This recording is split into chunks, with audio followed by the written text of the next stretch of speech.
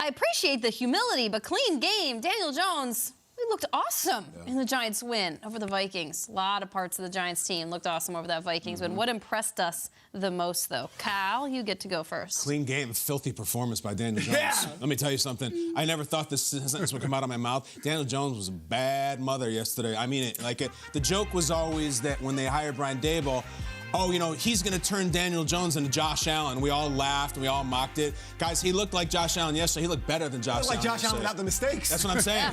Game. Josh Allen needed to look like Daniel Jones yesterday, and they would have won by the Dolphins a lot easier. Just an awesome game. This guy was a badass yesterday.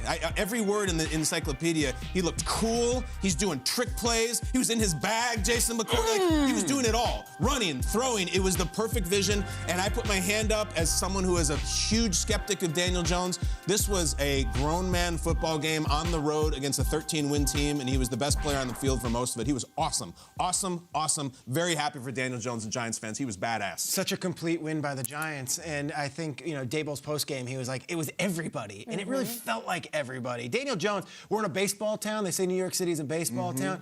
Daniel Jones had a perfect game. He hit the grand slam. He hit the cycle. Daniel Jones was amazing. He had 78 rushing yards. Okay, 78 rushing yards is, and this is the stat, let me get this right here. 17 rushing attempts is the second most by a quarterback in a playoff game in NFL history. Any quarterback. Daniel Jones. Wow.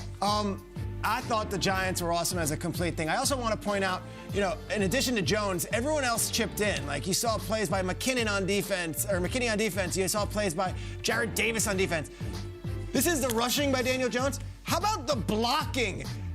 Quab, our producer, can I get the Kenny Galladay block? All right, let's do it. The Kenny Galladay is often parodied here in New York City. Check out the block by Kenny Galladay. Like, everyone was all in. This was symbolic of the Giants yesterday. Peter, is that a $72 million block? It might be if they go and do the run. Like, I don't think any Giants fan is going to be questioning the signing if they go and they make a Super Bowl run here. Galladay, you made a big play when it mattered. He turned into Hines Ward. It was amazing. Sure It was incredible. Like, that was Alan Lazard, Hines Ward, you named the great blocking receivers.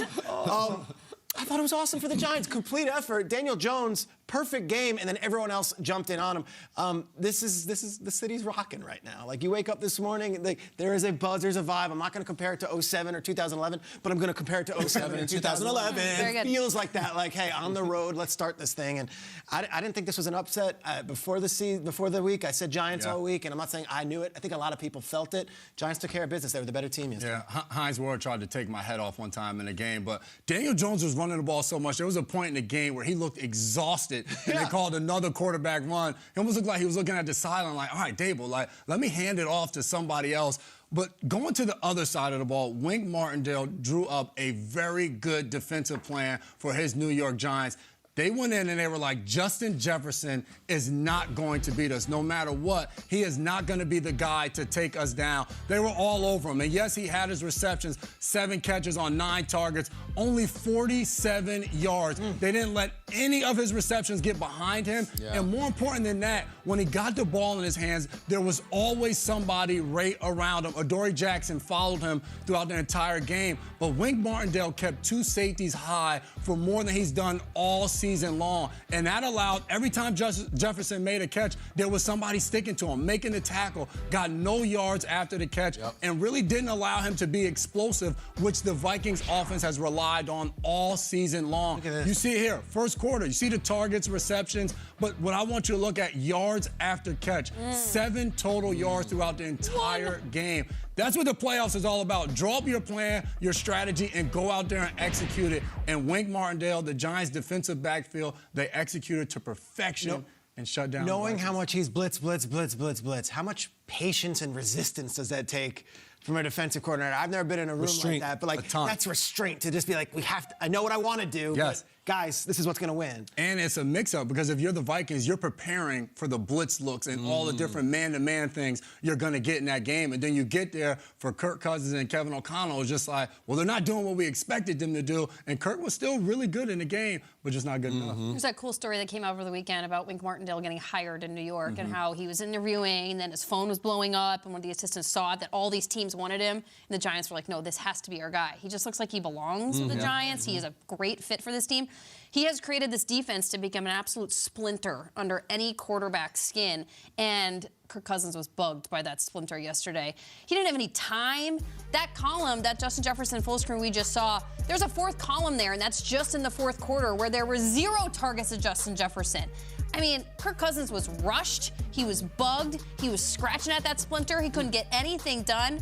And in the fourth quarter alone, Cousins was held to 32 passing yards. I'm sorry. I know there's an entire conversation to have about Kirk Cousins, and he played amazing. It was the defense. How about Kirk Cousins plays a game that's so convincing that you don't have to rely on your defense to get you out of a spot like that? How about Kirk Cousins has a fourth quarter that is so unbelievable in a playoff game where you find your guy that was at one point part of somebody's MVP conversation? How about you have a game where you are so unbothered by a blitz package that's been coming at you all day long that we don't have to be having this conversation because the Giants defense got absolutely after the Vikings, and it was never more apparent than that fourth down call where Hawkinson just had to be the bailout guy back to the chains. It was like, the defense looked unbelievable. I know. It was really rough. To continue the basketball comparison, at some point, you call a timeout and draw up a shot for your guy. Let's get our guy a shot. At some point, get the ball to 18. Like, he did not see the ball. He's been the best player all year, and he was just gone. And if I'm a Vikings fan this morning, I'm frustrated that we lost, but like, that's how we lost? We didn't even throw our best punch. Very frustrated. We'll get more into that.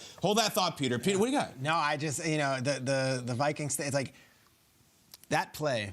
Which one, the fourth down? Yeah. And you could say, well, Dexter Lawrence is breathing down his thing. That he's got 3 guys opposed to, like, that's the one. I know. Where you're like, just chuck it up. Like, and I know I never played quarterback. I've never had the situation, and I know it's easy to criticize. But you see the numbers this morning on Cousins, and it's like 31 of 39. He's great again. It's stats. He's great.